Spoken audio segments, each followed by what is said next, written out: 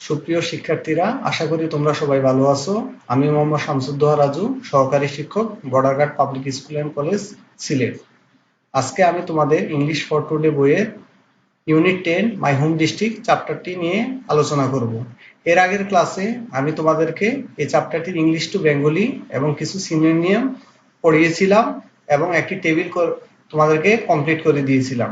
আজকে আমরা এই চ্যাপ্টারটির সম্পর্কে কিছু গুরুত্বপূর্ণ তথ্য তোমাদেরকে আমি দিব এবং এই তথ্যগুলো এমনভাবে দিব যাতে এই চ্যাপ্টার থেকে কোনো ধরনের প্রশ্ন যদি তোমাদেরকে করা হয়, বিশেষ করে ট্রু ফলস এবং কোনো যদি প্রশ্নের উত্তর জানতে চাওয়া হয়, তোমরা ইজিলি অ্যান্সার করতে পারবে। তো আশা করি তোমরা আমার লেকচারের কথাগুলো ভালো করে মনোযোগ দিয়ে শুনবে এবং মনোযোগ দিয়ে যখন তুমি শুনবে, পরবর্তীতে এই চ্যাপ্টার সম্পর্কে যদি কোনো ধরনের প্যারাগ্রাফও লিখতে হয়, তাহলে তুমি সেটা নিজের থেকে তথ্যগুলো একসাথে করে তুমি এটা একটা প্যাসেজ বলো বা প্যারাগ্রাফ আকারে তুমি লিখতে পারবে।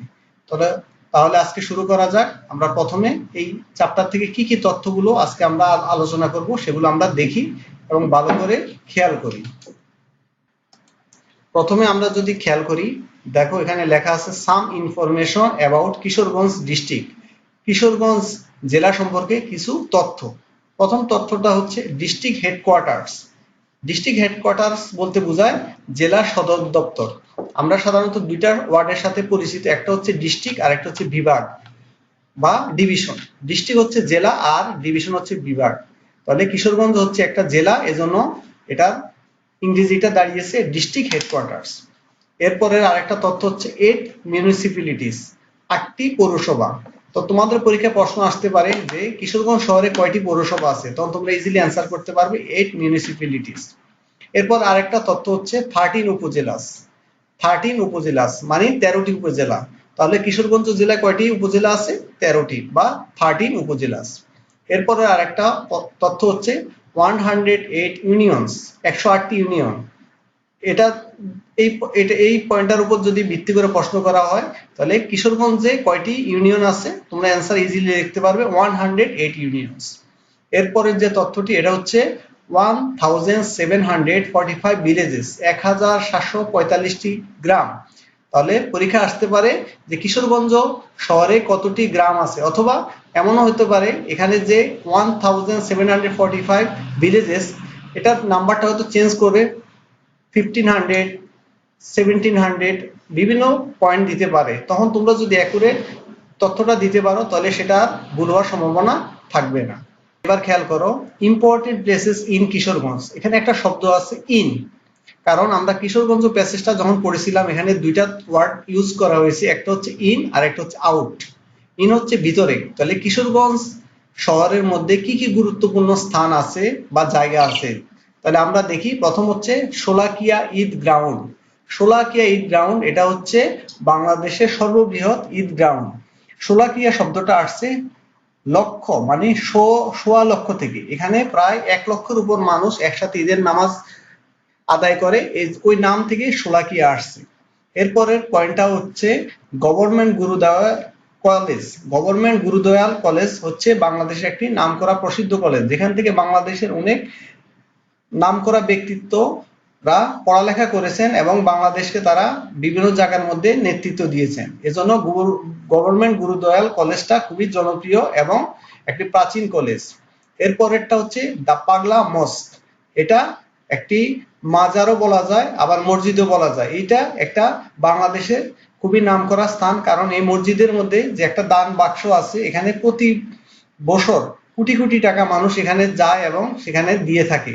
এবং আমরা বিভিন্ন সময় টেলিভিশন এবং বিভিন্ন সংবাদ মাধ্যমের মাধ্যমে জানতে পাই যে দা পাগলা মস্ক মানে যে মসজিদটা আছে, এটা খুবই একটা জনপ্রিয় স্থান। এবার আসলাম আমরা, দেখো ইম্পর্টেন্ট প্লেসেস আউটসাইড কিশোরগঞ্জ। আগের পয়েন্টটা ছিল ইম্পর্টেন্ট প্লেসেস ইন কিশোরগঞ্জ, এখন হচ্ছে আউটসাইড কিশোরগঞ্জ। কিশোরগঞ্জ শহরের বাইরে কি কি স্থান আছে। প্রথম হচ্ছে ফোর্ট অফ ইশাখা।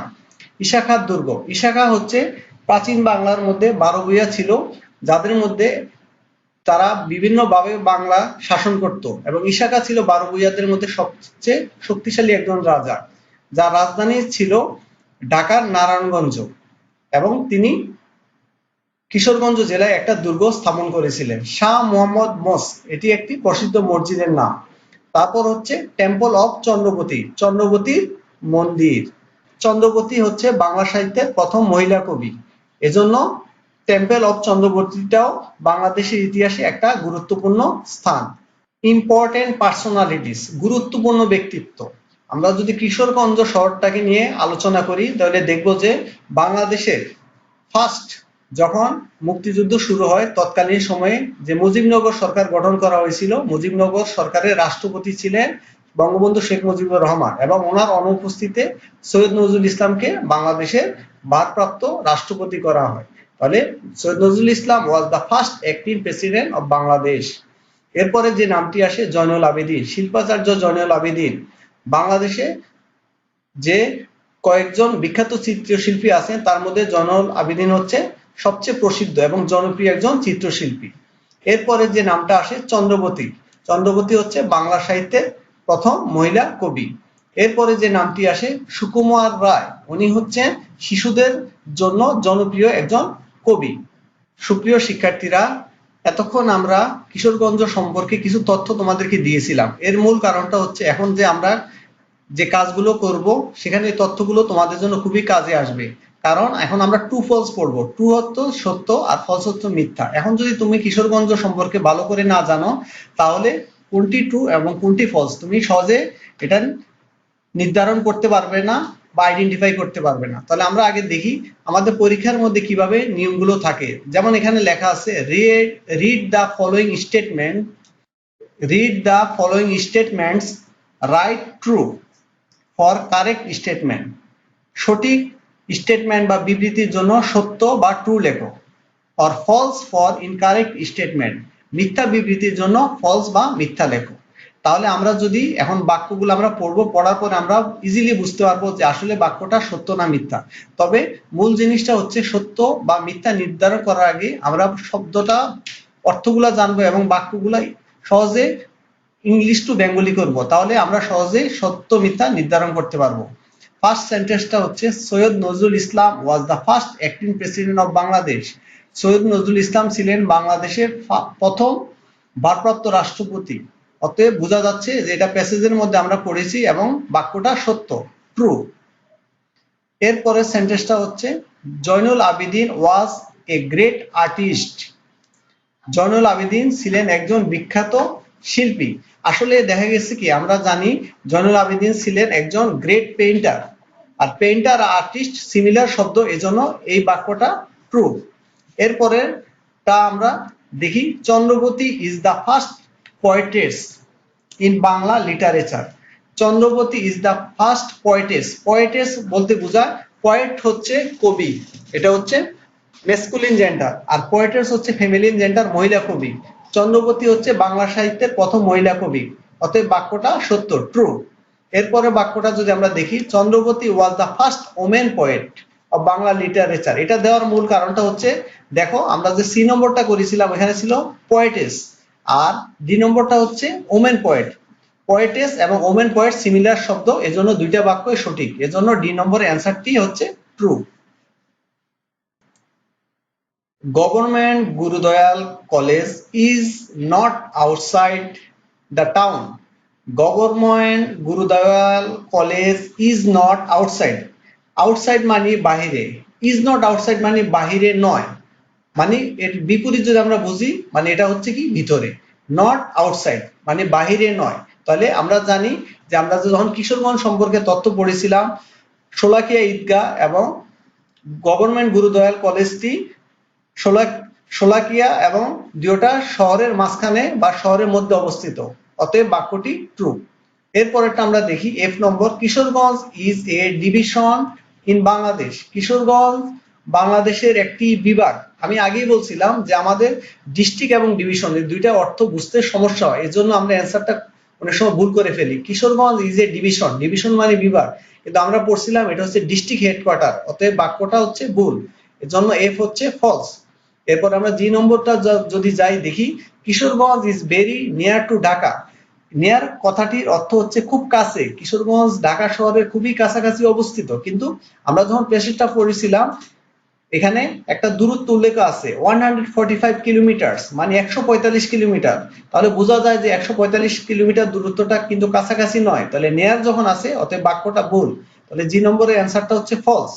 এবার যদি আমরা এইচ নম্বর যাই, the Pagla mosque is situated inside Kishoreganj town. Pagla মসজিদটি কিশোরগঞ্জ শহরের মধ্যে অবস্থিত।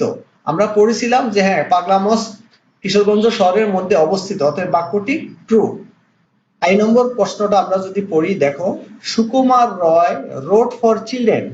সুকুমার রয় রোড, রাইটের পাস্ট টেন্স হচ্ছে রোড, রাইট মানে লেখা, রোড মানে লিখেছিলেন। সুকুমার রায় শিশুদের জন্য লিখেছিলেন। আমরা পড়েছিলাম উনি ছিলেন শিশু সাহিত্যের কবি, অতএব তিনি যখন শিশুদের জন্য লিখেছেন তাহলে হচ্ছে তিনি শিশু কবি, তাহলে হচ্ছে রোড ফর চিলড্রেন, অতএব বাক্যটি হচ্ছে ট্রু। আই নম্বর হচ্ছে ট্রু। এরপর আমরা যদি যে নম্বর যাই, there are few important places in and around Kishoreganj. এখানে দেখো ফিউ শব্দটা আছে, কিন্তু আসলে হচ্ছে কি কিশোরগঞ্জ শহরের ভিতরে এবং বাইরে অনেক গুরুত্বপূর্ণ স্থাপনা আছে। A lot of, a large number of, এখানে বলছে ফিউ, ফিউ মানে অল্প সংখ্যক, অতএব বাক্যটা ভুল, যে নম্বরটা হচ্ছে ফলস। এরপর আমরা যদি কেটা দেখি, Kishoreganj is a big town, first লাইনে লেখা আছে, এখানে বলছে Kishoreganj is a big town, কিন্তু প্রথম প্যাসেজটা যদি আমরা লাইন পড়ি তাহলে দেখা আছে Kishoreganj is a small town, তাহলে এটা হচ্ছে কে নম্বরটা হচ্ছে ফলস। এরপরে এল, এল এ যদি আমরা আসি, দেখো Kishoreganj is about 145 kilometres from Dhaka. Kishoreganj Dhaka থেকে প্রায় 150 কিলোমিটার দূরে অবস্থিত, কিন্তু আমরা যদি প্যাসেজটা একটু খেয়াল করি, সেখানে ডিস্টেন্সটা আছে 145 বা 145 কিলোমিটারস, কিন্তু এখানে আছে 150 কিলোমিটার, অর্থাৎ এই সেন্টেন্সটিও ভুল। এজন্য আমরা এল নম্বরটার অ্যান্সার দেখতেছি ফলস। এম নম্বর বাক্যটা যদি আমরা পড়ি, the river Surma flows through the Kishoreganj town. Surma নদী কিশোরগঞ্জের শহরের উপর দিয়ে বয়ে গেছে, কিন্তু সুরমা নদী বলতে এই প্যাসেজে কোনো নদীর নাম উল্লেখ ছিল না। এখানে দুইটা নদীর নাম বলা হয়েছে, এর মধ্যে একটা হচ্ছে ফুলেশ্বরী, আমরা প্যাসেজটায় পড়েছিলাম ফুলেশ্বরী নদী বা ফুলেশ্বরী রিভার, তাহলে সুরমা এখানে নামটা যেটা উল্লেখ আছে এটা ভুল দেওয়া আছে, এজন্য এম কোশ্চেনটার অ্যান্সার হবে ফলস। এরপরে আমরা যদি এনে আসি, খেয়াল করো, Kishoreganj only has some villages. Kishoreganj only has some village, only মানে অল্প সংখ্যক গ্রাম আছে, কিন্তু এখানে প্যাসেজের মধ্যে প্রচুর 1745টি 1745 ভিলেজেস উল্লেখ আছে, তাহলে এই বাক্যটাও false.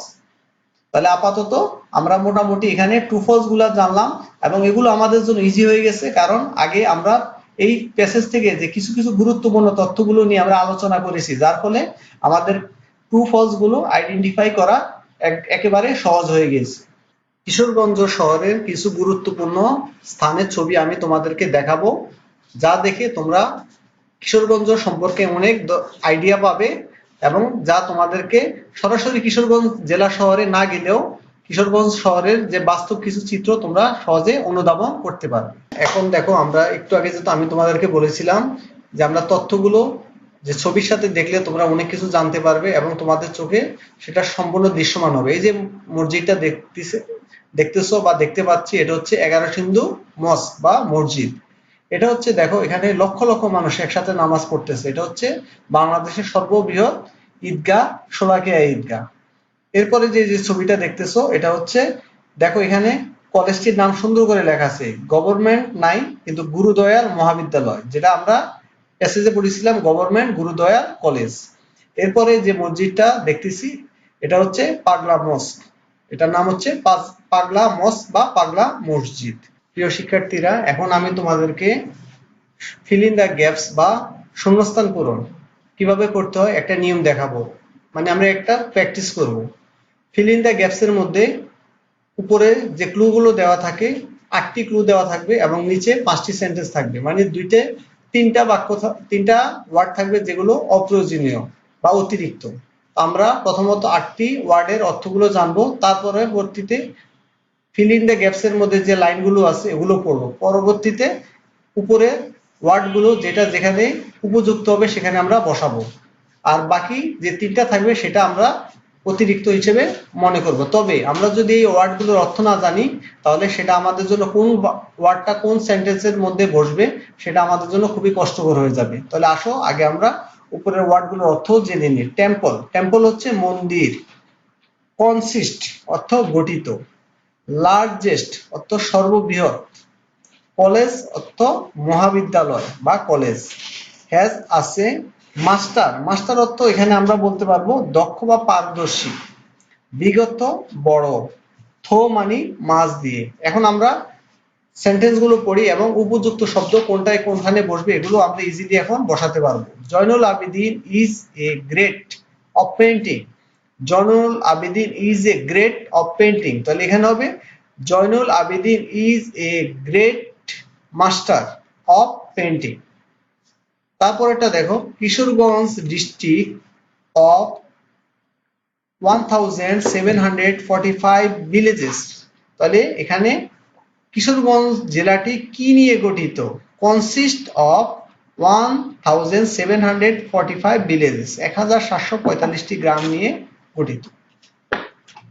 C number, the river Narasunda flows. The river Narasunda flows Kishoreganj. তাহলে নরসুন্দা নদীটি কিশোরগঞ্জের কোন পাশ দিয়ে, কি পাশ দিয়ে বয়ে গেছে না উপর দিয়ে বয়ে গেছে? আমরা প্যাসেজে পড়েছিলাম মাছ দিয়ে বা উপর দিয়ে, তাহলে হবে ফ্লোস থো। ফ্লোস থো মানে মাছ দিয়ে বয়ে গেছে, তাহলে সি নম্বর অ্যান্সার হচ্ছে থো। তারপরে দেখো দেয়ার, ডি নম্বর, there is a on the bank of Phuleshwari river. There is a বলতে একটি কি আছে ফুলেশ্বরী নদীর নিকটে, তাহলে আমরা পড়েছিলাম ফুলেশ্বরী নদীর নিকটে হচ্ছে শিবা টেম্পল। তাহলে এখানে টেম্পল আছে কিন্তু শিবা শব্দটি লেখা নেই, তাহলে আমরা শুধু টেম্পলটা বসাবো, তাহলে হবে there is a temple on the bank of Phuleshwari river. এরপর আমরা যদি ই নম্বরটা আসি, Sholakia Eid ground is the Eid ground. তাহলে শোলাকিয়া ঈদ গ্রাউন্ড হচ্ছে ঈদ গ্রাউন্ড, মানে কি যতগুলো ঈদ গ্রাউন্ড আছে তার মধ্যে সবচেয়ে বড় ঈদ গ্রাউন্ড হচ্ছে শোলাকিয়া। তাহলে লার্জ থেকে সর্ববৃহৎ হচ্ছে লার্জেস্ট, তাহলে এখানে আছে লার্জেস্ট, তাহলে উত্তরটা কি দাঁড়াবে? Sholakia Eid ground is the largest Eid ground in Bangladesh, বাংলাদেশের মধ্যে। তাহলে এখানে একটু খেয়াল করো, আমরা যদি একটু খেয়াল করি, এখানে দেখো আমরা যখন পরীক্ষার মধ্যে অ্যান্সার গুলো করবো দুইভাবে আমরা অ্যান্সার লিখতে পারবো। একটা হচ্ছে পুরা লাইন লিখবো, লিখে যে অ্যান্সারটা বলবো ওটা নিচে আন্ডারলাইন করব, অথবা আমরা এবিসিডি লিখে শুধু অ্যান্সার লিখলে পারবো। তো আজকে আমরা মোটামুটি হোম টাউন বা মাই হোম ডিস্ট্রিক্ট চ্যাপ্টারটি সম্পর্কে অনেক আইডিয়া পেলাম। আমরা পরবর্তী ক্লাসে তোমাদেরকে এই চ্যাপ্টার থেকে যে আনসার টু কোশ্চেন নম্বর 3 থাকে এবং 4 নম্বরটা কোশ্চেন থাকে শর্ট কম্পোজিশন বা প্যারাগ্রাফ লেখা, ওইটা আমরা শিখবো এবং এই চ্যাপ্টার থেকে কি কি ধরনের প্রশ্ন থাকতে পারে প্রশ্নগুলোর উত্তর আমরা সমাধান করার চেষ্টা করব। তো আশা করি আজকের ক্লাসটা তোমরা মনোযোগ দিয়ে শুনেছো এবং আমি মনে করি যে তোমরা যদি আমার ভিডিওটা বাসায় মনোযোগ দিয়ে দেখো তোমরা উপকৃত হবে। এবং সবাই ভালো থাকবে, আবার পরবর্তীতে ক্লাসে তোমাদের সাথে দেখা হবে এবং কথা হবে। আল্লাহ হাফিজ।